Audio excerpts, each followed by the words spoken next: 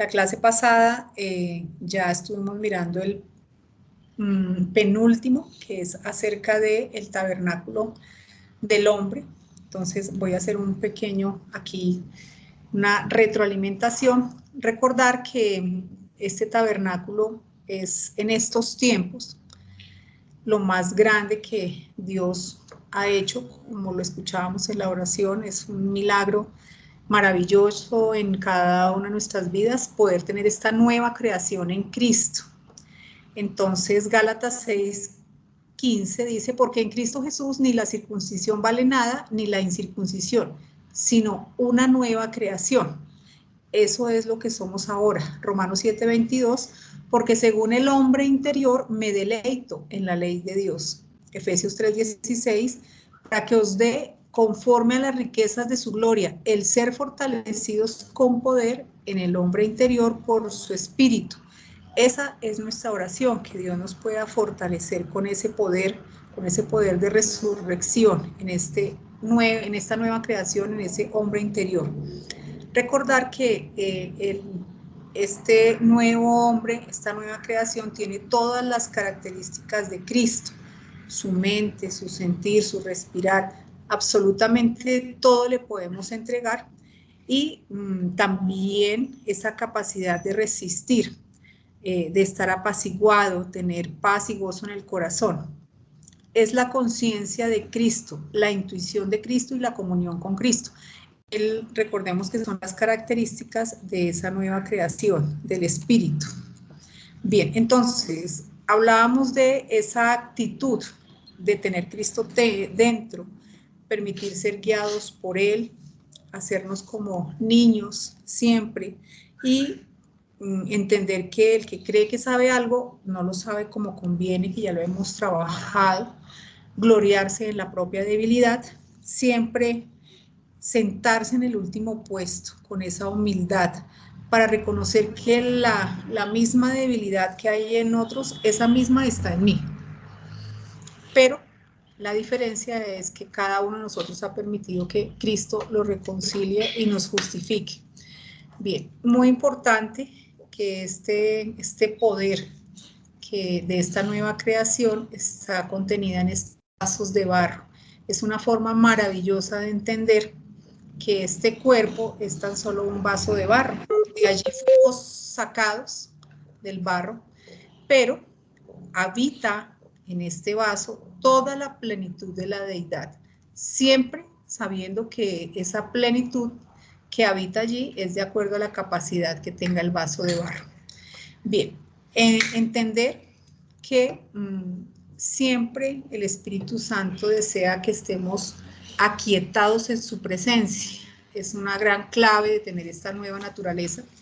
Y hemos dicho que parte de estar en ese reposo es conocer el conflicto de lo que sucede dentro nuestro con las dos naturalezas, pero muy importante, hay que permitir que el Señor Jesucristo nos guíe por este valle de sombras, porque Él, como ya sabemos, es nuestro pastor, tiene siempre palabras dulces, tiernas de consuelo, de esperanza, y tiene todos los elementos para defendernos, para ayudarnos, para sacarnos del hoyo, y siempre nos va mostrando. Él va adelante mostrándonos lo que nos sirve y los que no, y lo que no nos sirve. Entonces, gracias al Cristo dentro, conocemos más y más del amor de Dios, que por supuesto sobrepasa el entendimiento. No es necesario que nosotros lo entendamos todos. Sabemos que no merecíamos nada, pero su amor fue tan grande e incomprensible que Él se rebajó hasta lo más bajo para ganar la vida de cada uno de nosotros. Así que esta nueva naturaleza es algo maravilloso, es una creación, yo diría yo que después de la creación de los cielos y la tierra perfectos, la creación que Dios colocó en cada uno de nosotros tiene una perfección y una maravilla como lo que estamos leyendo, poder tener ese Cristo dentro y permitirle a Él que sea Él y no yo, porque en mí no habita nada bueno. Mirábamos acerca de las actitudes cristianas muy importantes. Entonces, la quietud. Salmos 46:10, estad quietos y conoced que yo soy Dios. Jehová de los ejércitos está con nosotros, nuestro refugio. Él es Dios de Jacob. Para estar en esa quietud es importante no estar afanosos, siempre reposados. Filipenses 4:6, por nada estéis afanosos, sino sean conocidas vuestras peticiones delante de Dios en toda oración y ruego con acción de gracias. Y la paz de Dios, que sobrepasa todo entendimiento, guardará vuestros corazones y vuestros pensamientos en Cristo Jesús. Ese reposo, que también es otra actitud, es como lo dice el Salmos 37:7, guarda silencio ante Jehová y espera en él. No te alteres con motivo del que prospera en su camino, por el hombre que hace maldades. Veíamos todo esto, que como lo escuchábamos en la oración y lo sabemos, vivimos en tiempos retantes, donde hay mucho bullicio, donde todo es distracción. Entonces, esa paz nuestra se ve afectada con tantas cosas, pero siempre hay que ir a los básicos, y es guardar silencio y estar reposado sin estar afanoso en esa nueva creación. El pastor nos conoce, él conoce cada una de sus ovejas y él sabe lo que cada uno de nosotros necesita. Así que es importante guardar ese reposo. Decíamos que es peligroso que el creyente sienta celos, sienta envidia, de pronto hasta rabia por aquellos que prosperan en las cosas materiales. Entonces, eso llega inclusive hasta desestabilizar nuestras vidas. Hay que tratar de evitar eso y siempre, bueno, yo siempre que leo este tipo de cosas me acuerdo de Asaf, el músico, que le estaba sucediendo esto mismo. Él sentía que los demás sí tenían y él no. Y Dios le muestra lo que va a suceder con aquellos que estaban prosperando de aquella manera. Y entonces él, muy arrepentido, se vuelve a Dios y entiende que él está con la mejor parte, que las cosas de este mundo son pasajeras. Bien, guardar silencio se traduce en reposo, muy importante. Otra actitud cristiana es el agradecimiento. Siempre todas nuestras acciones deben ser con ese agradecimiento a nuestro Padre. Es tener regocijo en nuestra vida, siempre estar alegres, porque entendemos, ponernos siempre en la posición de que yo soy el que tiene al Señor Jesucristo dentro, el que conoce, el que entiende. Por supuesto que en mi vida debes tener ese regocijo. Las otras personas pues sencillamente viven con la venda, con ese engaño, entonces se dejan robar muy fácilmente la paz. Ciertamente nuestra actitud debe ser de gran regocijo, seguir los pasos del apóstol Pablo, quien en todo tiempo se regocijaba, cualquiera fuera su circunstancia. Y lo mismo nosotros, cualquiera que sea la circunstancia, siempre hay que ir y buscar la mejor parte y entender que esas cosas nos van a fortalecer, y Dios siempre permite que las cosas sucedan por algún motivo. Él siempre tiene un propósito para todas las cosas que suceden en nuestra vida. Así que todas estas actitudes son muy importantes y vienen y han de ser desarrolladas porque tenemos ese Cristo dentro, esa nueva naturaleza, la paciencia. Bien, en esta parte entonces terminamos aquí con lo que efectivamente empezamos y llegamos a este punto culminante, y es entender que la Jerusalén celestial efectivamente es un tabernáculo con todas las mismas características de los anteriores, y lo más importante, dicho acá en Apocalipsis 21:3, y oí una gran voz del cielo que decía: he aquí el tabernáculo de Dios con los hombres, y él morará con ellos. Aquí está el propósito de todos los tiempos, y efectivamente era el propósito del tabernáculo que Dios morara en medio de ellos, y ellos serán su pueblo, y Dios mismo estará con ellos como su Dios. Lo maravilloso de este tabernáculo final, que es efectivamente dirigido, inicialmente profetizado para Israel es que esta bendición ya es para todos los hombres, ya no se limita como fue el tabernáculo de Moisés o el de Salomón, únicamente Israel, sino que de nuevo está como fue al comienzo, que era con todos los hombres en general. Bien, entonces aquí cerramos esta parte y hoy entonces vamos a continuar en esta primera porción del capítulo 21. Voy a leerla, a revisarla, dice Apocalipsis 21:1. Esto ya lo vimos, entonces nos faltan algunos pequeños aspectos en esta parte. Dice, vi un cielo nuevo y una tierra nueva. Entonces aquí, nuevo todo. Porque el primer cielo y la primera tierra pasaron y el mar ya no existía más. Y yo, Juan, vi la santa ciudad, la nueva Jerusalén, descender del cielo de Dios, dispuesta como una esposa ataviada para su marido. Y oí una gran voz del cielo que decía, he aquí el tabernáculo de Dios con los hombres, y él morará con ellos y ellos serán su pueblo, y Dios mismo estará con ellos como su Dios. Podríamos decir que hasta acabamos. 4. Enjugará Dios toda lágrima de los ojos de ellos, y ya no habrá muerte, ni habrá llanto, ni habrá más llanto, ni más clamor, ni dolor, porque las primeras cosas pasaron. Y el que estaba sentado en el trono dijo, he aquí, yo hago nuevas todas las cosas. Y me dijo, escribe, porque estas palabras son fieles y verdaderas. Entonces, efectivamente, en esta nueva creación de los cielos nuevos y de la tierra nueva hay una preciosa característica que está registrada en Apocalipsis 21:4. Enjugará a Dios toda lágrima de los ojos de ellos y ya no habrá más muerte. Claro, cada lágrima, pues aquí hay muchas maneras, obviamente, de causar esas lágrimas, pero Dios lo dice, ya no habrá más muerte, no habrá más ataúdes ni funerales y pues obviamente esto encierra enfermedades, todos los sufrimientos. Cesó, se acabó todo pesar. El llanto llegó a su fin y el clamor enmudeció y el dolor no se sintió más. Es algo maravilloso.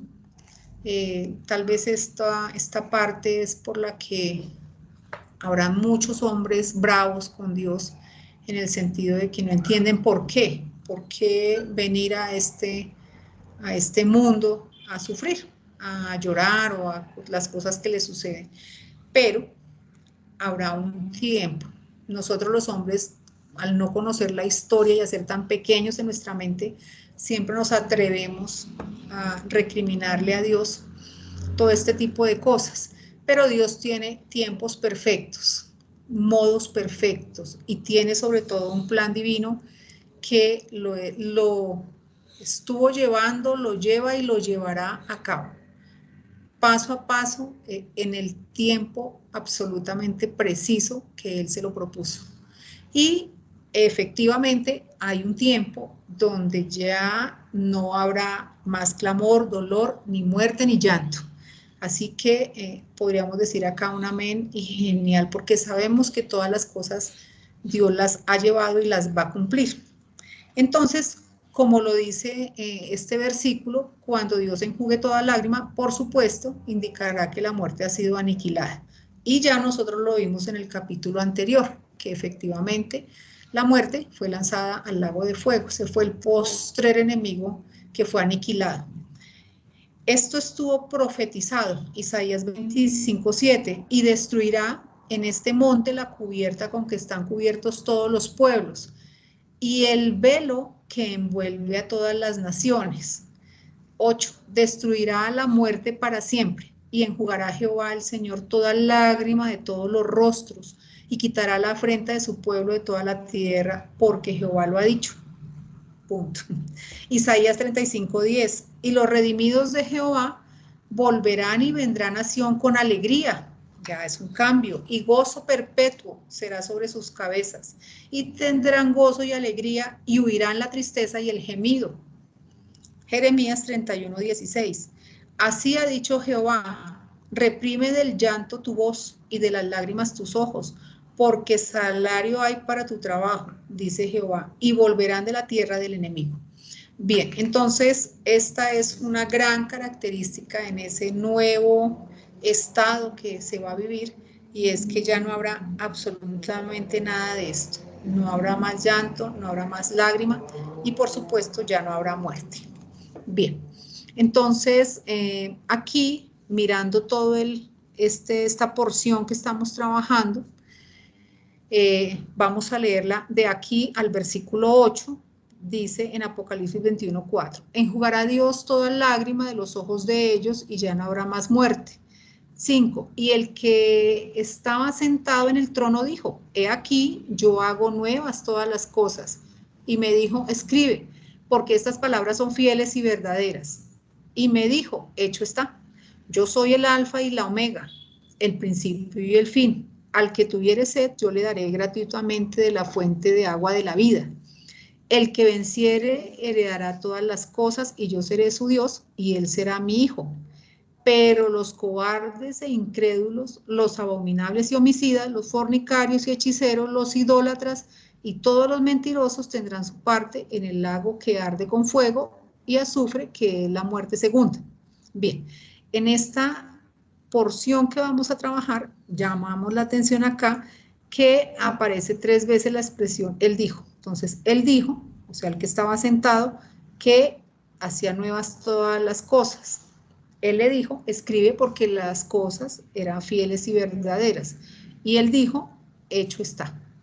Entonces, esta palabra hecho está ya se había pronunciado justamente cuando se derramó la última copa de ira, ¿sí? Que estaba sobre la Babilonia, que vino en memoria delante de Dios.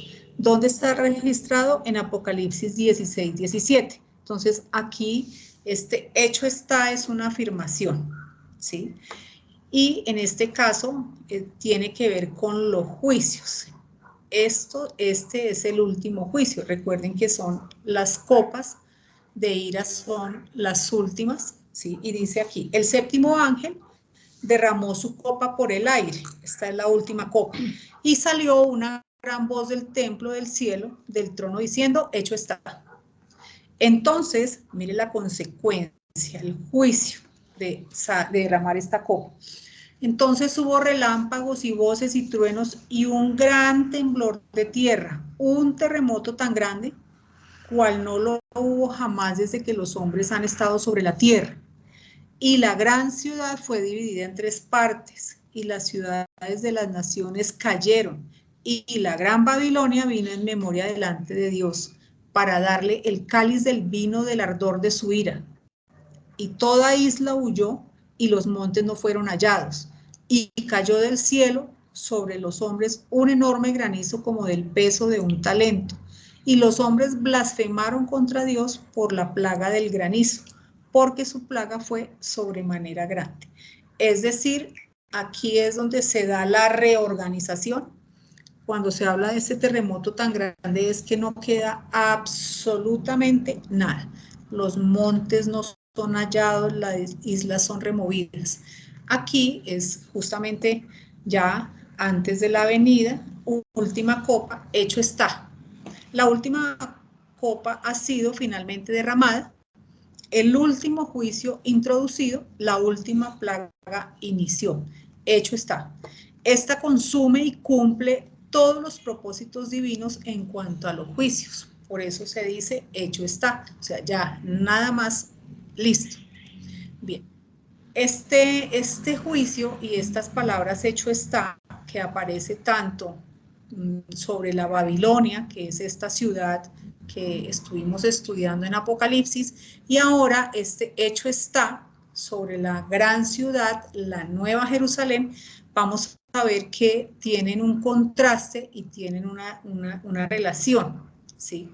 Bien, hecho está, son los juicios que se profirieron sobre Babilonia, la gran ciudad, Babilonia. En contraste, el juicio, no, en la Nueva Jerusalén hay bendiciones. La gran ciudad también, la Nueva Jerusalén. Por un lado, para Babilonia, piedras preciosas, perlas y oro. También para la Jerusalén celestial, piedras preciosas, perlas y oro. En el juicio de la Babilonia, no más arpas, ni luz, ni regocijo. En la Nueva Jerusalén, no más muerte, ni pesares, ni maldición. En la Babilonia, la habitación de demonios, 4 espíritus, recordemos, allá atados.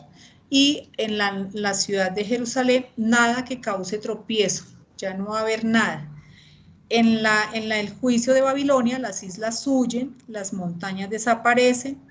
En contraste, en la Jerusalén, la tierra y el cielo huyen. Recordemos que ya aquí ya no, esta nueva Jerusalén no está acá sobre la tierra en este momento. En la Babilonia es llamada la ramera, la Jerusalén, la esposa, la Jerusalén celestial. En la Babilonia, los reyes de la tierra corrompidos. En la Nueva Jerusalén, los reyes de la tierra trayendo gloria. Aquí en la Babilonia, efectivamente, las naciones embriagadas. Y en la Jerusalén, las naciones de la tierra andando en la luz de esta nueva ciudad. Entonces, este juicio hecho está. Para una de las ciudades que cae, están los juicios, y para esta ciudad que comienza están las bendiciones. Unos contrastes interesantes de entender. Hecho está. Bien, sigamos. Dice aquí en Apocalipsis 25, y el que estaba sentado en el trono dijo, he aquí, yo hago nuevas todas las cosas. Y me dijo, escribe, porque estas palabras son fieles y verdaderas. Y me dijo, hecho está, yo soy el alfa y la omega, el principio y el fin. Bien, estas palabras que pertenecen al alfabeto, pues ahora griego, ¿sí? El alfabeto griego. Entonces, tienen su propio significado que está registrado en Apocalipsis 22:13. Yo soy el alfa y el omega, es el principio y el fin, el primero y el último.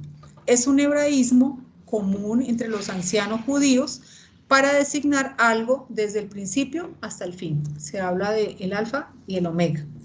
Apocalipsis 3:14 nos trae una maravillosa verdad. ¿Quién es el que se sienta en el trono? La respuesta es Cristo. Y Apocalipsis 3:14 nos dice por qué. El testigo fiel y verdadero, el principio de la creación de Dios. Es algo maravilloso. Recordemos siempre que el Señor Jesucristo tiene un propósito muy especial, que es la sustancia misma de Dios. Dios, con sus características de santidad, ¿cómo se dice?, de grandeza, por supuesto, Él, por su inmensidad, Él no creó, porque Él no se puede contener en nada, pero se manifestó en Cristo para crear. Por eso, el Señor Jesucristo es el principio de la creación de Dios, refiriéndose a Él mismo para poder entenderse con lo que se va a crear. Cristo es el autor de la creación, su sustentador y su heredero. Todo fue creado por Él y para Él, efectivamente. No solo es la causa y el origen de todas las cosas, por eso es el principio, Él es la causa y Él es el origen de las cosas. Estas son consideraciones preciosas que uno con el tiempo va entendiendo que el Señor Jesucristo es la causa y el origen, sino que además es quien determina su finalidad y propósito, es decir, la creación en sí, toda la encierra Cristo. Las leyes naturales, los principios y fuerzas que gobiernan la creación brotan de Él y culminan en Él. En todo sentido, Él es el punto de referencia y el patrón de medida, hablando de una manera física. El Cristo es el todo. Él es el sustentador. Por Él tener ese papel, ese rol, es que nosotros podemos ser hoy, porque Él está sustentando todo, inclusive esa nueva naturaleza que tenemos dentro es gracias a que Él sustenta, es el origen, el principio y el final de absolutamente todo, lo creado. Maravilloso. En Colosenses 1:16, versículo precioso, ahí está el sustento, porque en él fueron creadas todas las cosas, las que hay en los cielos y en la tierra, visibles e invisibles, sean tronos, sean dominios, sean principados, sean potestades, todo fue creado por medio de él y para él. Por medio de él y para él. Él es el propósito. Y él es antes de todas las cosas. Y esto debe estar ya muy claro en nuestros corazones. Y todas las cosas en él subsisten. Él es el encargado de mantener las fuerzas de todo el universo y que todo tenga esos principios y leyes que los científicos encontraron matemáticamente. Él sostiene todo. Entonces, efectivamente, todo fue creado por él y por medio de él. La preexistencia de Cristo está firmemente establecida en el Nuevo Testamento y tiene sus raíces en el Antiguo Testamento. Antes de existir en forma de hombre, ya existía en forma de Dios, claro, porque era su divinidad. Filipenses 2:6, el cual, hablando de Cristo, siendo en forma de Dios, no estimó el ser igual a Dios como cosa a que aferrarse, sino que se despojó a sí mismo, tomando forma de siervo, hecho semejante a los hombres. Y estando en la condición de hombre, se humilló a sí mismo, haciéndose obediente hasta la muerte y muerte de cruz. Esto es lo que nosotros debemos tener en nuestro corazón. No merecíamos que Él hiciese todo eso, pero Él lo hizo por amor. Hizo un condescencio hasta finalmente hoy morar dentro mío. El creador de los cielos y la tierra y de todo lo que existe y que sustenta. Y ahora, ¿cómo podemos decir que de pronto Él no nos puede ayudar en alguna situación de nuestra vida? Si lo tenemos dentro, con todo ese poder que los que tenemos de pronto la oportunidad de conocer algo de matemática, podemos entender muchas cosas que la matemática es esa exactitud. Ese es el Señor Jesucristo. Es absolutamente perfecto. Jamás hubo un tiempo en que Él no existiera. Eso debe ser claro. Y esta es la parte donde los que quieren buscar argumentos para alejarse de Dios, lo primero que le dicen a uno, bueno, ¿y de dónde salió Dios? Sí, esa es la pregunta. Hablo en el caso de los jóvenes, la pregunta que le dicen a uno, porque entienden que como si bajan al Señor Jesucristo como si fuera netamente humano, igual que nosotros. Él nació, claro, pero Él preexistió antes, así que no salió de ningún lado. Jamás hubo un tiempo en que Él no existiera. Por ello es el alfa y la omega, el primero y el último, el principio y el fin. Título perfecto. Se concluye: antes de todas las cosas y antes de todo tiempo, era en existencia atemporal la palabra, la razón, el arquitecto, el mediador, el revelador. El Señor Jesucristo, quien es el Logos, creador y la imagen del Dios invisible. Cristo es la fuente de la creación, la suprema autoridad sobre ella y la manifestación plena del poder de Dios en creación. Él es el corazón mismo de las Escrituras. Entonces, en Él está encerrado todo. Entonces, recordemos que es Dios en Cristo en mí. Él condescendió hasta morar en este tabernáculo que hoy vive en una vasija de barro tan frágil que a veces es increíble que el barro pueda llegar a dominar esta nueva creación. Entonces, ahí para que lo consideremos, o sea, con todo este poder y con todo esto, a veces la vasija toma preeminencia sobre el contenido, sobre lo que hay dentro. Bien, este título tiene paralelo con el gran nombre de Jehová y el Todopoderoso. Recordemos que es Dios manifestado, ¿sí? Entonces, por supuesto, siendo su esencia, es Jehová y es todopoderoso. Apocalipsis 1:8 nos recuerda este mismo título: yo soy el alfa y la omega, principio y fin, dice el Señor, el que es y que era y que ha de venir, el todopoderoso. Entonces, esta palabra todopoderoso, pantocrácor, Pantocrátor, el todo gobernante, Dios como soberano absoluto y universal. Efectivamente, ese es el Señor Jesucristo, el alfa y el omega, que tiene todo, por supuesto, está relacionado con el todopoderoso, el mismo Dios. Apocalipsis 4:8. Y los 4 seres vivientes tenían cada uno 6 alas, y alrededor y por dentro estaban llenos de ojos, y no cesaban día y noche de decir: Santo, santo, santo es el Señor Dios Todopoderoso, el que era, el que es y el que ha de venir. Efectivamente. Apocalipsis 1:4. Juan, a las 7 iglesias que están en Asia: gracia y paz a vosotros, del que es y el que era y el que ha de venir, y de los 7 espíritus que están delante de su trono. Bien, entonces, siempre este título es el Señor Jesucristo, pero no olvidemos que el Señor Jesucristo, con este nombre, también está relacionado con Jehová y con el Todopoderoso. ¿Por qué? Porque es Dios manifestado en Cristo para crear. Es inimaginable que hoy estemos en este punto de poder entender la divinidad del Señor Jesucristo, saber que Dios es un Dios trinitario, cada uno aparte, pero son uno.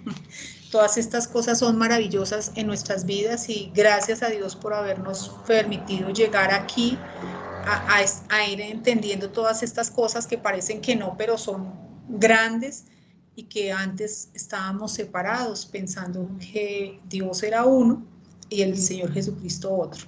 Hoy podemos leerlo y entender el Apocalipsis así como está, y ahora sí, por eso era que tal vez no lo enseñaban. Bien, también el alfa y el omega se asocian con la muerte y la resurrección. Apocalipsis 1:17. Cuando le vi, caí como muerto a sus pies, y él puso su diestra sobre mí, diciéndome: no temas, yo soy el primero y el último, y el que vivo, y estuve muerto, mas he aquí que vivo por los siglos de los siglos, amén, y tengo las llaves de la muerte y del Hades. Bien, el Señor Jesucristo, entonces, efectivamente, como nos preguntamos, ¿quién es el que se sienta sobre este trono? Entonces, es el alfa y el omega, el Señor Jesucristo, el sustentador de todas las cosas. Bien, sigamos. Dice Apocalipsis 21:6, y me dijo: hecho está, yo soy el alfa y la omega, el principio y el fin. Al que tuviere sed, yo le daré gratuitamente de la fuente del agua de la vida. 7. El que venciere heredará todas las cosas, y yo seré su Dios, y él será mi hijo. Bien, entonces, aquí este versículo habla, Charles, que hay que tener un poco de cuidado, porque dice que yo le daré, al que tuviere sed, yo le daré gratuitamente la fuente del agua de la vida. Pareciera que cualquiera que tuviera sed podría ir allí, pero no. Al estudiarlo, él muestra que esta bendición añadida de beber de esta fuente está asociada con el versículo 7, y es para el que venciere. Efectivamente, entonces la fuente de agua de vida está asociada con los vencedores. Ellos son los que tienen el privilegio de beber de esta fuente de agua de vida. Aquí en Apocalipsis 7:13, recordemos quiénes son los vencedores. Dice, y en el versículo 14, y él me dijo: estos son los que han salido de la gran tribulación y han lavado su ropa y las han emblanquecido en la sangre del Cordero. Más adelante en el versículo 17 dice: porque el Cordero que está en medio del trono los pastoreará y los guiará a fuentes de aguas de vida. Y Dios enjugará toda lágrima de los ojos de ellos, casando perfectamente con lo que ya hemos leído. Entonces, este beber gratuitamente es efectivamente para estos vencedores. Está asociada una bendición más a ellos, beber de esta agua. Recordemos que el Señor mismo es la fuente de agua de vida. A manejarse solo. El Señor mismo es la fuente de aguas vivas. Aquí un versículo que nosotros por muchos años trabajamos, Jeremías 2:13, porque dos males ha hecho mi pueblo. Me dejaron a mí fuente de agua viva y cavaron para sí cisternas rotas que no retienen agua. El Señor mismo es la fuente de aguas vivas y la promesa de Apocalipsis 21:6 lleva al vencedor a la misma fuente que de aquel río puro que fluye del trono hacia el agua del paraíso de Dios. Esta porción es del vencedor y no de todo aquel que quiera. En Apocalipsis 22:1 dice, después me mostró un río limpio de agua de vida, resplandeciente como cristal, que salía del trono de Dios y del Cordero. En 21:7, el que venciere heredará todas las cosas, y yo seré su Dios y él será mi hijo. Este heredará todas las cosas debe referirse al contexto, lo cual podría ser todas las cosas que son hechas nuevas. Entonces, esta promesa que está aquí de beber de estas aguas vivas son para los mismos vencedores. Ellos tienen además el derecho a tomar de estas aguas. Recordemos que toda la Jerusalén celestial está asociada a los vencedores, como ya nosotros sabemos, que son el hijo varón de la mujer. Dice en Apocalipsis 2:7, al que venciere le dará a comer el árbol de la vida, el cual está en medio del paraíso de Dios. Ellos lo ganaron. Apocalipsis 2:11, el que venciere no sufrirá daño de la segunda muerte. Apocalipsis 3:5, el que venciere será vestido de vestiduras blancas y no borraré su nombre del libro de la vida. Apocalipsis 3:12, al que venciere yo le haré columna del templo de mi Dios y nunca más saldrá de allí. Y escribiré sobre él el nombre de mi Dios y el nombre de la ciudad de mi Dios, la nueva Jerusalén, la cual desciende del cielo de mi Dios. Entonces, toda la ciudad de Jerusalén, la nueva Jerusalén, está asociada efectivamente a los vencedores y ellos son los que tienen el derecho de tomar esta agua de la vida. Bien, para terminar aquí en esta parte, entonces Dios regresa atrás en su relato. Siempre recordemos que Dios nos permite ir adelante y luego Él regresa para recordarnos algunos aspectos. Esto es lo que sucede acá. Nos recuerda que hay algunos que no se encuentran, sus nombres no están escritos en el libro de la vida. En Apocalipsis 21:8 dice, pero los cobardes e incrédulos, los abominables y homicidas, los fornicarios y hechiceros, los idólatras y todos los mentirosos tendrán su parte en el lago que arde con fuego y azufre, que es la muerte segunda. Entonces recordemos que aquí ya estamos hablando de todas las cosas hechas nuevas, ¿sí? Entonces Dios vuelve atrás y dice quiénes no o quiénes van a ser lanzados al lago de fuego. Esta segunda muerte, como nos lo decía Apocalipsis 20:14, y la muerte y el Hades fueron lanzados al lago de fuego. Esta es la muerte segunda. El libro de la vida, tan solo este libro, se conecta con la segunda muerte. Recordemos que aquel que no, como lo dice Apocalipsis 20:15, dice, y el que, mejor traducido, y si alguno no se halló inscrito en el libro de la vida, fue lanzado al lago de fuego. Entre ellos están los cobardes, incrédulos, abominables, los homicidas, etcétera, etcétera. La muerte y el sepulcro, juntamente con los cielos y la tierra actuales, habrán llegado a su fin. Del mismo modo, todas las demás cosas temporales son o serán destruidas antes que el reino de justicia, que el reino de justicia último pueda ser erguido y asentado. O sea, Dios no va a iniciar unos nuevos cielos y una nueva tierra teniendo cosas anteriores. Por eso es que Dios primero dice, todas las cosas son hechas nuevas. Bien, entonces vamos a dejar aquí y ya en la próxima clase vamos a entrar específicamente a ver las características de esta maravillosa ciudad. Que Dios los bendiga. Juan, por favor. Sí, Amparo. Sí, Amparo. Sí, señor. Ok, bien. Ok, bien. Es que hay muy poco que añadir a toda esa exposición maravillosa. Y vine a verlo otra vez en Primera de Juan. Qué bonito.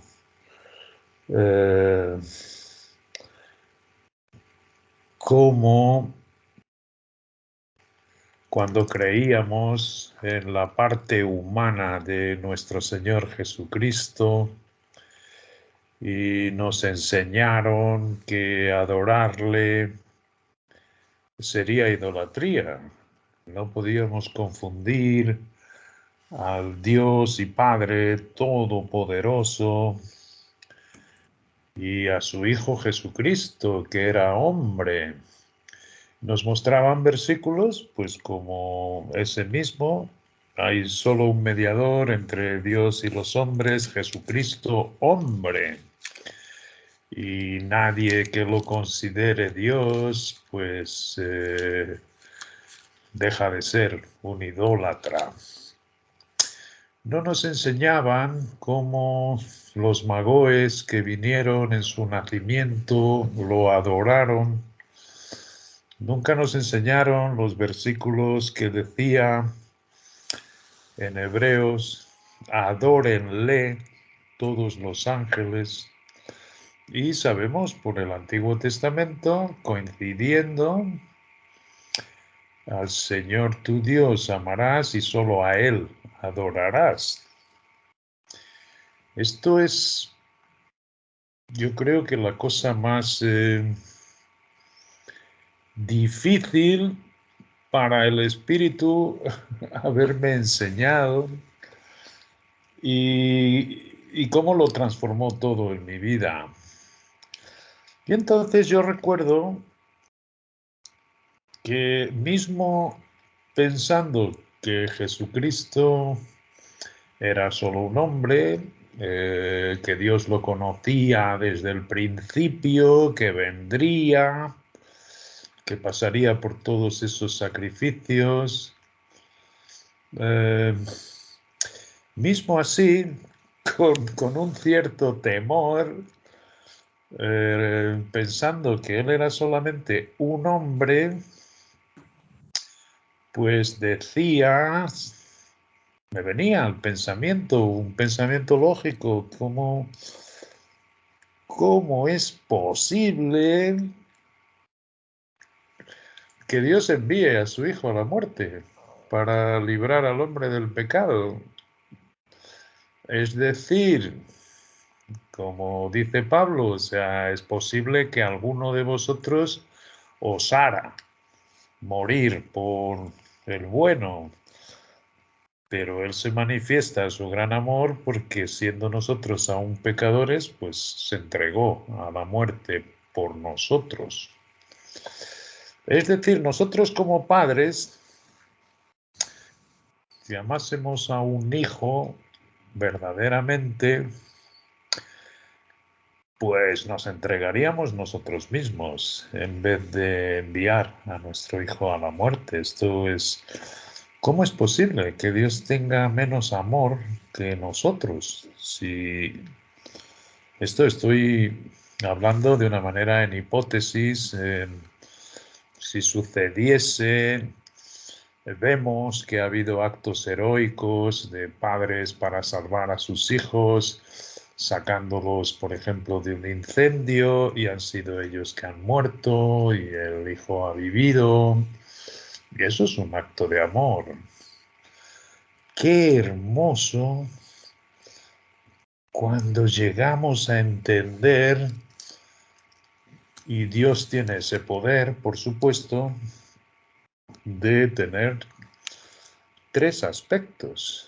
El mismísimo Dios tiene tres aspectos. Y entender, pues que hay en la física ejemplos de ese tipo y es muy bonito el que ya hemos puesto del agua. El agua puede ser sólido, líquido y gaseoso.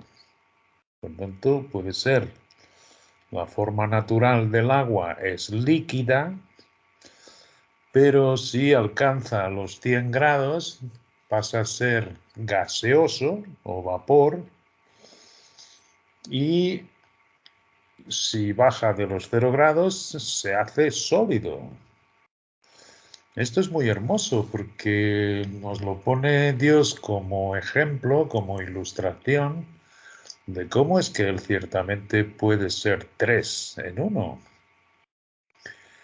No debe ser difícil para un Dios que ha hecho el universo multiplicarse en 3 y además tener un propósito para ello. Es decir, no solo se hace el Hijo a sí mismo, sino que sabemos que esta es la forma en que Él se hizo para que nosotros pudiésemos conocer al Padre. De otra manera no lo conoceríamos. Si Él no hubiese tomado consigo la forma de un siervo, y además del siervo más bajo, nunca hubiéramos podido conocer las cosas del Padre. Por eso dice en Juan específicamente que nadie conoce al Padre, sino al Hijo, y a quien Él se lo quiera dar a conocer. Y es cierto, o sea, ahora entendemos sobre todo aquella porción de Filipenses en que nos habla de los 7 pasos en que Él va en descenso, siendo Dios, se rebaja, teniendo la sustancia, que ya hemos dicho, ya hemos enseñado sobre esto, son todas las cualidades del Padre. Esa es la sustancia, teniendo la sustancia de Dios, se rebaja a la forma de los hombres, teniendo la forma de un hombre, llega a ser un siervo, además el siervo más bajo, obediente hasta la muerte, y además la muerte más baja, que es la muerte de la cruz. Y luego entonces vienen los 7 pasos en que vuelve otra vez a ascender a la gloria que Él ha tenido siempre. Y eso es por lo que se nos dice que está a la diestra de Dios. ¿Para qué? Para que conozcamos las cosas del Padre. Y es muy hermoso que Él, en los evangelios, vemos que se rebaja en su respeto con amor hacia su Padre. Entonces es lindísimo porque vemos exactamente la humildad y la mansedumbre que ahora habita en nuestro Cristo y que tiene esta relación para la gloria de Dios. Fijaros qué cosa más hermosa, es genial, y así encajan todos los versículos de que vayamos leyendo cada vez mejor y le damos toda la gloria a nuestro Señor Jesucristo. Además, es como estaba escribiendo esta semana en ese estudio que os envié de la interpretación de las Escrituras, pues cuando todos sus enemigos vengan a hincar las rodillas en reconocimiento, lo que van a reconocer es exactamente eso. Lo que van a reconocer es que Él es Jehová. Jehová no es otra cosa que la palabra hebrea para Señor. Y Él es Señor, Rey de reyes y Señor de señores.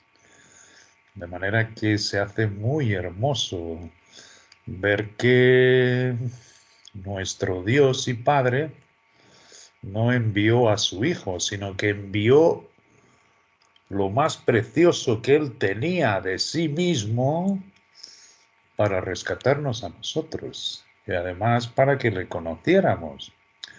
Fíjate que hay una oración en Juan en que Él dice: Padre, glorifícame con la gloria que tú y yo tuvimos en el principio. Es decir, ¿cómo voy a retomar De ahí que le diga a sus discípulos, ya os he dicho que yo voy a mi Padre, si me creyeseis os hubierais regocijado. ¿Por qué? Porque ciertamente para él, pues todas las cosas, nunca más va a volver a ser golpeado, nunca más va a volver a ser vilipendiado. Y este es el concepto que tenemos que tener de nosotros propios, es decir, aquí estamos en un tiempo, nos dice nuestro Dios, muy breve, que somos como la hierba. Nuestra vida es como la hierba, en que viene el calor abrasador y la flor, que digamos que es el momento más crucial de tu vida en cuanto a las capacidades carnales, tus habilidades, pero llega el calor abrasador y se caen. Y además que eso lo ve Dios pues con una brevedad increíble, o sea que no... Y vamos a volver a lo que Él se ha propuesto desde el principio y vamos a conocer todas estas cosas que ahora vemos por espejo, pues cara a cara. De manera que el que permite la obra de Cristo dentro de Él, todas estas cosas van siendo una gran realidad en nosotros, mucho más real de todo lo que vemos en el mundo, mucho más eh, tangible espiritualmente y materialmente, es decir, se hace muy vivo. Y esto es lo que dice en Hebreos, que nos quita efectivamente a quien tenga esa esperanza, pues que quita todo el temor de que nos vayamos a dormir. Si Cristo no nos llama antes en nuestra respectiva esperanza, que sabemos que es la Epifanía. De manera que es muy hermoso y esto es de donde viene la tal quietud, donde aprendemos a estar en silencio en la presencia de nuestro Padre, no multiplicando demasiadas palabras. Pero qué bonito porque Amparo ha dicho hoy que el vaso de barro muchas veces se sobrepone a toda la plenitud que Dios le ha puesto dentro de su deidad en Cristo y, y nos fijamos más en el vaso de barro. Esto es algo que no podemos huir. Es decir, ya hemos hablado, para mí fue un consuelo muy grande cuando leí que nosotros no podemos desvestirnos al 100% del viejo hombre. Y quiero más sabiduría sobre esto, pero fue una bendición porque yo pensaba que sí, es decir, despojaos del viejo hombre y vestíos del nuevo, y tenemos que hacer más caso a lo que dice la palabra de lo que escriben los hombres. Sin embargo, cuando lo leí y tenemos ese espíritu de sabiduría y de revelación, pues fue un consuelo, porque es verdad que me llevé pues muchos días de mi vida, muchos años de mi vida, queriendo vivir plenamente en Cristo. Es decir, Padre, yo tengo a Cristo. Reconozco todo lo que tú me dices, que no hay nada de bueno en mi carne, no hay nada de bueno en la carne humana. Permito, no solo permito, te insto a que continúes la obra de Cristo en mí. Por tanto, ¿qué está sucediendo? Eh, ¿Por qué veo todavía este vaso de barro? ¿Por qué se sobrepone muchas veces en mi día a día? Hace que pierda esta paz. Y entonces, como sabía que nuestro Dios es santo, justo y bueno, pues yo decía, el problema debe ser conmigo. Y esto es un poco lo que nos ocurría antes de conocer a nuestro Dios. siempre nos quedábamos cortos. Siempre también por admitir lo que nos decían los hombres, si no prosperas es porque no tienes fe, si estás enfermo es porque no tienes fe, si no tienes un gozo extremo y una felicidad extrema y una vida en abundancia, es porque no tienes fe. De manera que vivíamos una vida muy miserable. Fue muy hermoso que Dios me mostrase aquello de que podemos desvestirnos dando por muerto al viejo hombre, como nos dice en la Escritura, sabiendo primeramente esto, que fuisteis crucificados en la misma cruz de Jesucristo, es decir, que Él acabó con el cuerpo del pecado. Y sabiendo esto, consideraos vosotros así. Esto fue muy hermoso para mí, pero al mismo tiempo seguía viendo que lo que Pablo escribió, que él mismo veía una ley que se revelaba en sus miembros en contra de la ley del espíritu de vida y que habitaba en él. Y esto es el tal conflicto de las dos naturalezas. Y ciertamente entender que todavía no vemos las cosas cara a cara y que tenemos este hombre viejo, ciertamente que no podemos, no hay capacidad humana posible para desvestirse al 100%, es un consuelo. Es un consuelo. ¿Por qué? Porque es entonces que vamos a ir entendiendo. Esto es lo que es hermoso cuando Dios nos dice que el que sabe algo o cree el que sabe algo no lo sabe como conviene. ¿Por qué? Porque una misma verdad que nos enseñe Dios es como una fuente de agua viva que sale de tu interior y que te va enseñando muchísimas más cosas de lo que tú has escuchado, que puede ser una verdad, pero que tiene esa fuente de agua viva que va en crecimiento. De ahí que nuestro Dios diga, no te convenzas que sabes algo, porque el que cree que sabe algo no lo sabe como conviene. Y ese es un buen ejemplo. O sea, yo leyendo despojaos del viejo hombre y vestidos del nuevo, pues pensaba, tengo algún problema en mí mismo porque yo sé que Dios es santo, justo y bueno y yo admito todo y sin embargo tengo las embestidas del viejo hombre conmigo, ¿no? De manera que no solo fue un consuelo, sino que Dios me fue consolando y ahora sé lo que significa mucho más claramente, pues, que me gozo en mi debilidad. Es decir, yo no puedo hacer nada contra eso. ¿Significa esto que seamos permisivos con el pecado? No, no significa nada de eso.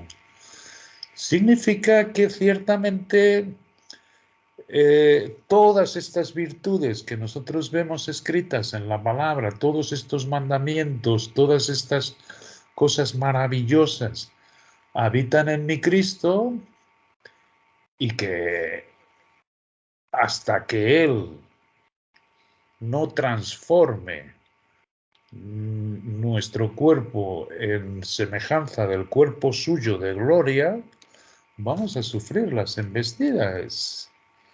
Y vamos a decir con ese relato que ha estado hablando Amparo de estamos rodeados del pecado en nosotros mismos y en el mundo. Y ciertamente en nuestras mentes, gracias a Dios, se va formando Cristo, pero no es algo compulsivo, no es algo que nosotros veamos ese crecimiento como nos gustaría, como yo siempre lo he procurado. Ahora ya, pensando que repitiéndome los versículos, iba a transformar mi corazón Y no, mi corazón va a ser siempre engañoso más que todas las cosas, nos dice nuestro Dios. O sea que vais entendiendo cómo el estar esperando única y exclusivamente que Dios nos ilumine nuestro entendimiento, vamos comprendiendo todas estas cosas, vamos admitiendo ciertamente en lo que no hay que batallar, como las moscas. Las moscas cuando hace un día eh, de calor, están las ventanas, si están las ventanas cerradas, ellas están siempre batiendo contra el cristal. Tumba, tumba, tumba, tumba. Y por mucho que ellos, las moscas, insistan, pegándose con las cabezas dentro del cristal, nunca salen de allí. Y qué bonito cuando lo reconocemos, porque ciertamente dejamos el viejo hombre totalmente de parte, ¿no? Y decimos con Pablo, miserable de mí, ¿quién me librará de este cuerpo de muerte? Y lo que es cierto es que el Espíritu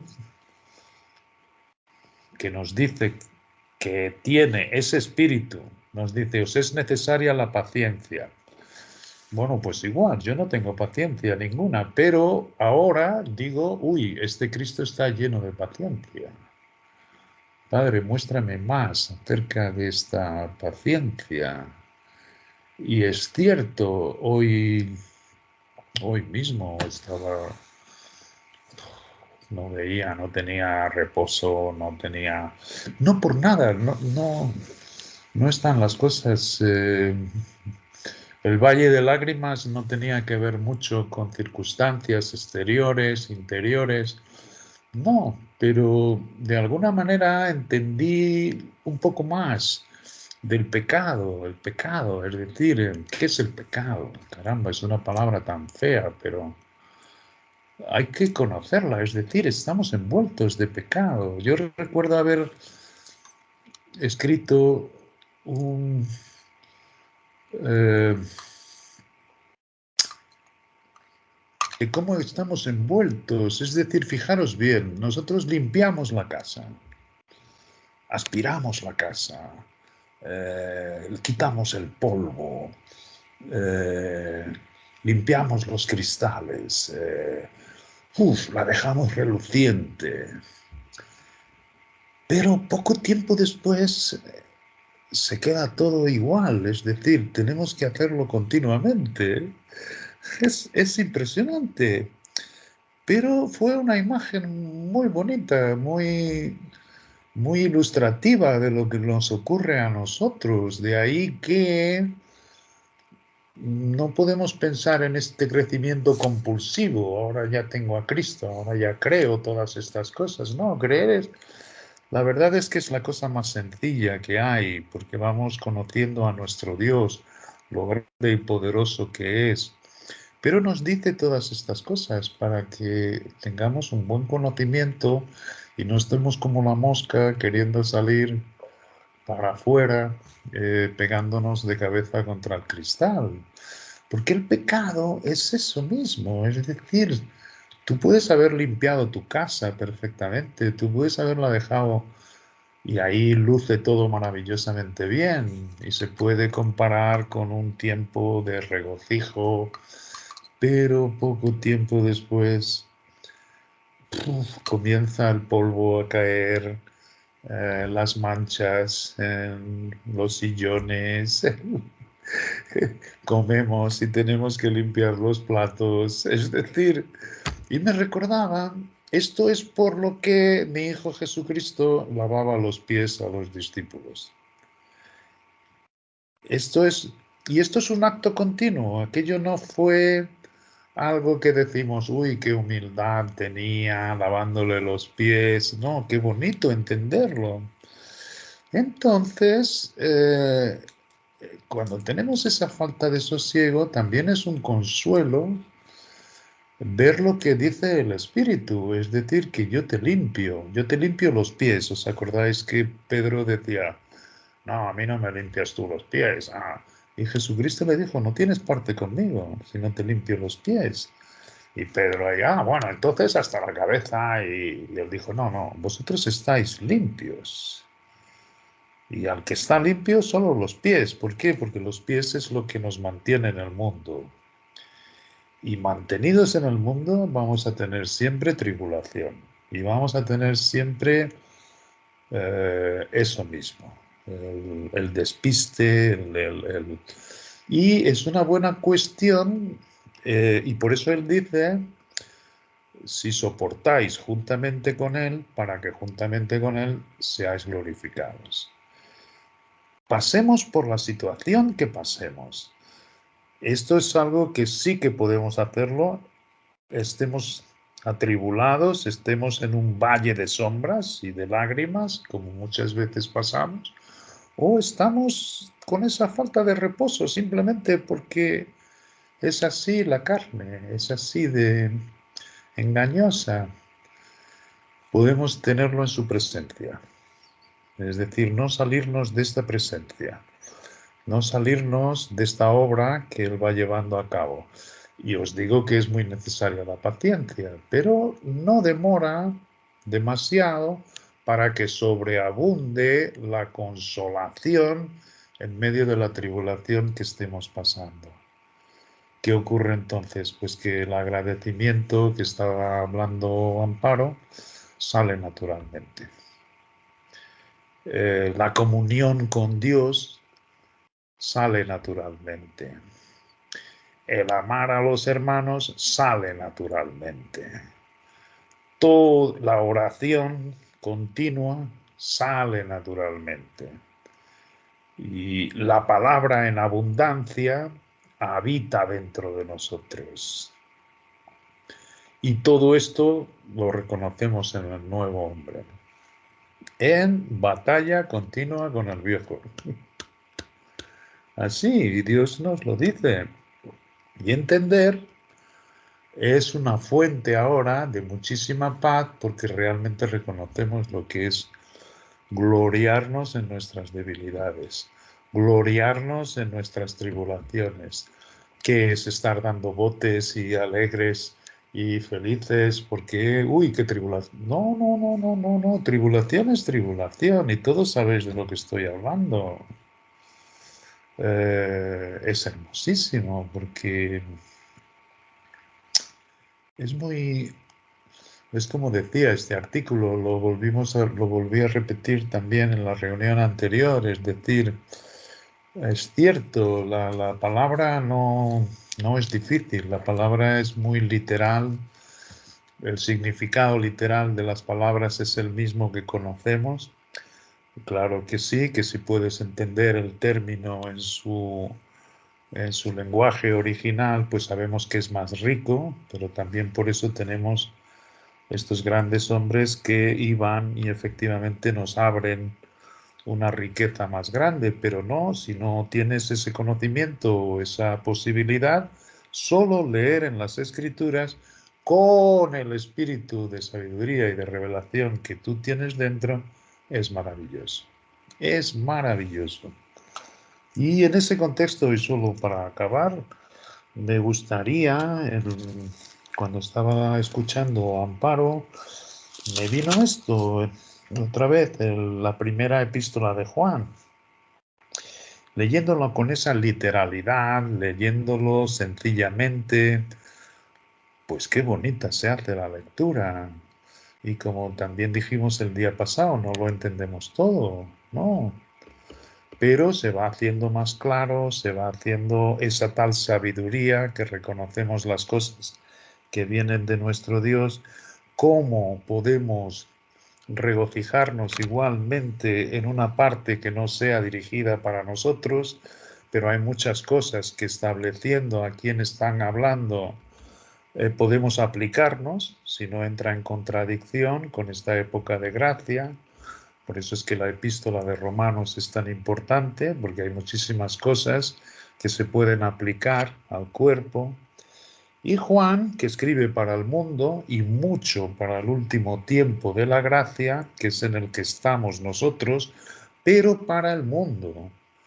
No está aquí dirigiéndose al cuerpo, sino a una compañía que ciertamente va a tener que pasar por la tribulación, que será cuando se dé nuestra epifanía y comiencen estos 7 años que hemos estado estudiando en el Apocalipsis. Bueno, pues escribiendo para el mundo, como aquí dice, podemos leer y decir, y dice así: lo que era desde el principio, lo que era desde el principio, lo que hemos oído. La propia palabra da la explicación. Nosotros podríamos preguntarnos a qué principio se refiere. ¿Es el principio del mundo? Pero no, porque dice aquí lo que hemos oído. ¿Lo que hemos oído quién? Lo que hemos visto con nuestros ojos. Lo que hemos contemplado y palparon nuestras manos tocante al verbo de vida. Por tanto, desde el principio en que Cristo comenzó a enseñarnos. Cristo comenzó a enseñarnos, porque es lo que ellos vieron, porque es lo que ellos oyeron. No damos explicaciones, lo que era desde el principio, está refiriéndose al principio del mundo. No, está refiriéndose a todo lo que han aprendido estos desde el principio que estuvieron con Cristo, no otros, eran ellos.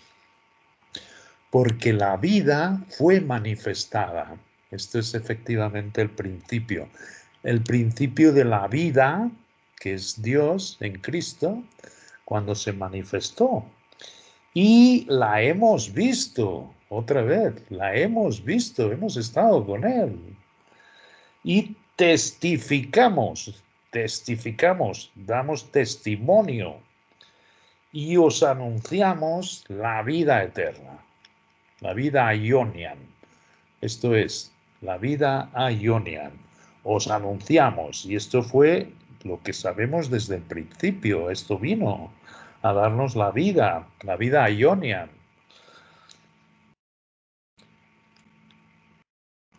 Lo que hemos visto y oído, eso os anunciamos, para que también vosotros tengáis comunión con nosotros.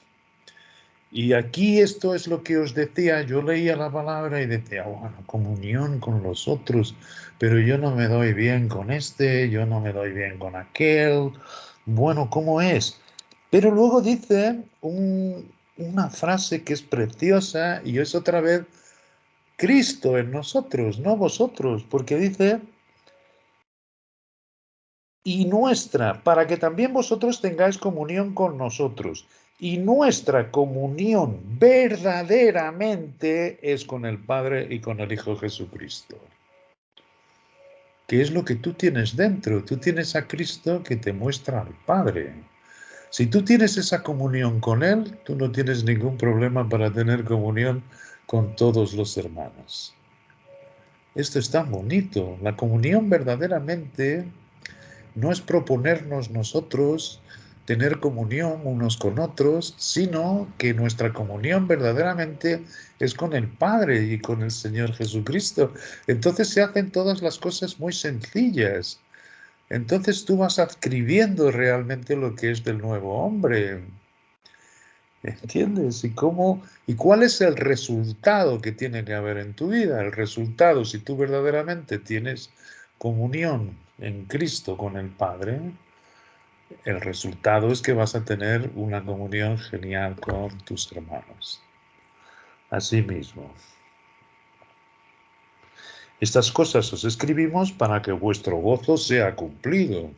Yo te digo que no sería ningún gozo si leyese esto y el Padre me estuviese pidiendo que os amase a vosotros uno por uno, que orase por cada uno de vosotros, que yo tuviese en consideración a cada uno y al vecino y a este y al otro.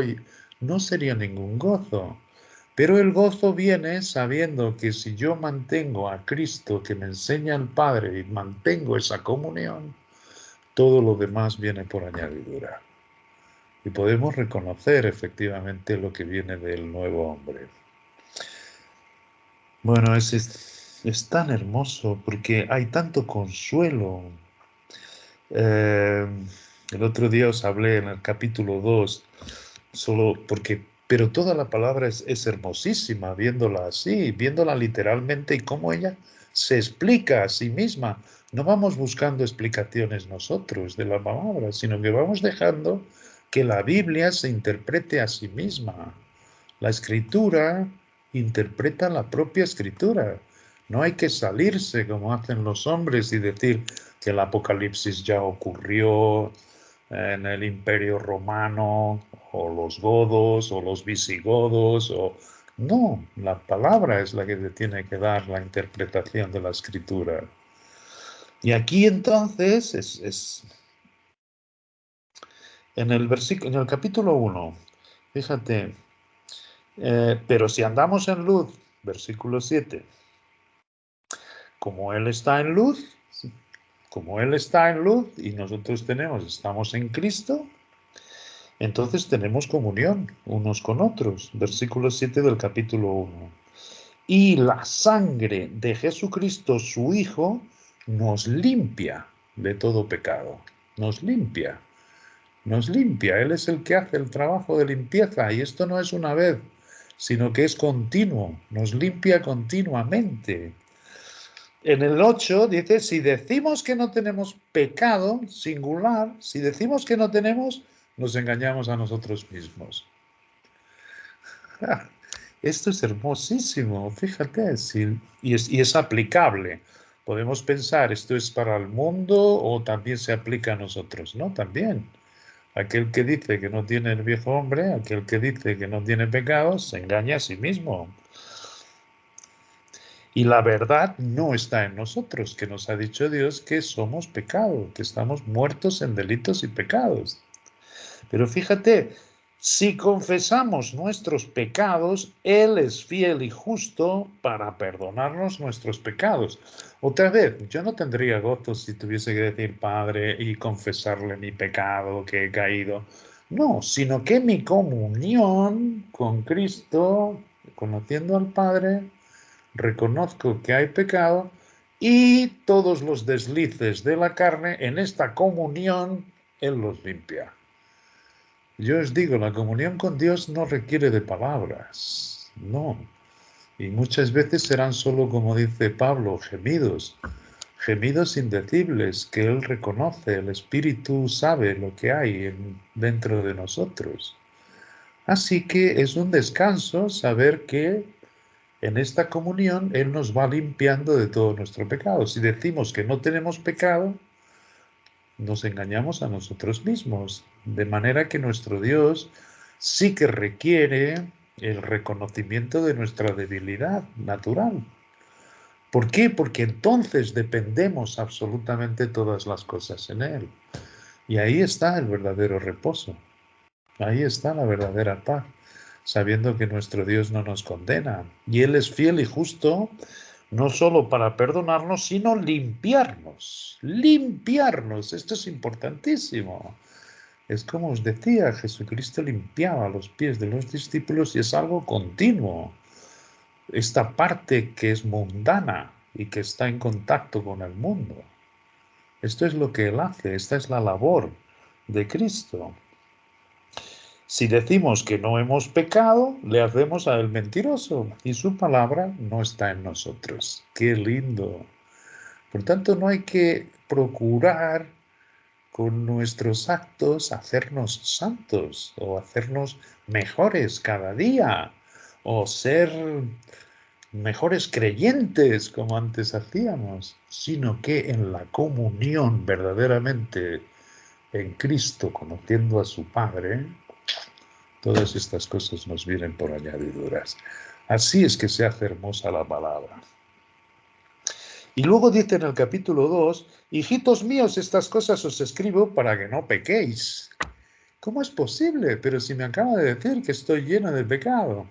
Sí, quiere que reconozcas que el pecado singular mora en ti. Pero si tú, en vez de mantener esta comunión, que Él te limpia de absolutamente todo, diariamente y continuamente, dejas esa comunión y te dedicas a perseguir tus concupiscencias, ciertamente esto es lo que está diciendo. Es decir, y esto nos ocurre también a nosotros. Es decir, podemos dejar esta comunión en Cristo, dejando salir naturalmente su vida por nosotros. No hay problema que seamos débiles, porque en esta comunión Él nos limpia de todo pecado continuamente, y lo vemos en nosotros, pero sí que podemos dejar esta comunión y realmente separarnos de Dios y sufrir las consecuencias. ¿Qué ocurre entonces? Pues bueno, no os puedo estar ahora leyendo todo, pero es precioso leer así las Escrituras. Pero un poco más adelante, y ya termino entonces, dice, hijitos míos, si nuestro corazón no nos reprende, porque mantenemos esta comunión con Él y ahí no nos reprende, mismo que sepamos que tenemos pecado en nosotros y que somos débiles, pero sabemos que Él nos limpia, confianza tenemos en Dios y cualquier cosa que le pidamos, Él nos la otorga. Cualquier cosa escrita, porque muchas cosas hemos pedido a Dios que no nos ha otorgado, pero estaba escrita, es decir, yo recordaba ahora cuando Amparo estaba haciendo esa disertación tan maravillosa, que es hermoso. Le hemos pedido a Dios sabiduría. Y la verdad es que no se ha tardado mucho, ahora que vemos sin entenderlo todo, pero qué cantidad de cosas se han abierto del Apocalipsis que es la sabiduría de Dios. Es maravilloso. Pero luego dice, y si alguno hubiere pecado, si alguno hubiere perdido su comunión y se ha dedicado a alejarse, entonces abogado tenemos para con el Padre, a Jesucristo el justo. Entonces en ese caso, recuerda que tienes un abogado. Y me mostraba Dios que en ese caso es bueno ser como un culpable en el tribunal. Y el culpable en el tribunal se queda calladito y mirando para abajo, hasta que el abogado, que es el abogado nuestro Señor Jesucristo, se lo vuelve a traer otra vez todo al Padre. De manera que si alguno hubiere pecado, es decir, si alguno se quiere alejar de esa manera, pues ciertamente nuestro Dios dice que eso tiene consecuencias. O sea que vamos a pasar por el valle de lágrimas. Pero que en ese caso, ciertamente nuestro Señor Jesucristo, otra vez, y esto sí que nos ocurre, después de andar un tiempo despistados por el mundo, llevamos unas cuantas cachetadas y decimos, ¿qué voy a hacer yo mejor que en mi casa? ¿Dónde voy a estar yo mejor que debajo de la sombra de mi Dios? De la gallina que cuida sus polluelos. Entonces es bueno que vengamos con humildad. Y él dice, no hay ninguna condenación, pero sí que te debes mantener como igual que el otro, también humilde y manso, bajo su sombra, y que Él te defienda, y que Él te muestre su justicia, y que Él te recoja en sus brazos y te diga, no te preocupes, yo ya pagué no solo por tus pecados, sino por los de todo el mundo, como aquí también está escrito. Él es la propiciación por nuestros pecados. En el versículo 10 del capítulo 4 dice, sino que Él nos amó a nosotros y envió a su Hijo en propiciación por nuestros pecados, por nuestros desvíos. Puede darse el caso que alguien quiera desviarse de este gran amor que Él tiene.